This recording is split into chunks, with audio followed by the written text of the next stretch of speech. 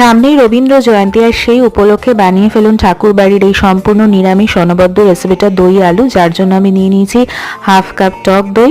এরপরে এর মধ্যে আমি দিয়ে দিচ্ছি হাফ চামচ লঙ্কার গুঁড়ো। এবার ভালো করে মিশ্রণটাকে মিশিয়ে আলাদাভাবে রেখে দেবো। শুকনো খোলায় এখানে শুকনো লঙ্কা আর গোটা জিরে একটু ভালো করে নাড়াচাড়া করে লো ফ্লেমে তারপরে একটা ডাস্ট তৈরি করে নিলাম।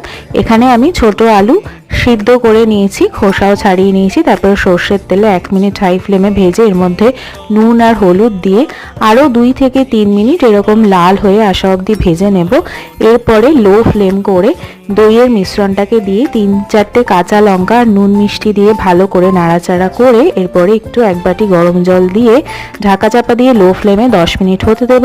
তারপরে আলাদা পাত্রে আলুর তরকারিটাকে নিয়ে এবার পাত্রে ঘি আর হিং ফোড়ন দিয়ে ভালো করে গন্ধ বেরিয়ে এলে দই আলু দিয়ে 2-3 মিনিট নাড়াচাড়া করে ভাজা মশলা দিলেই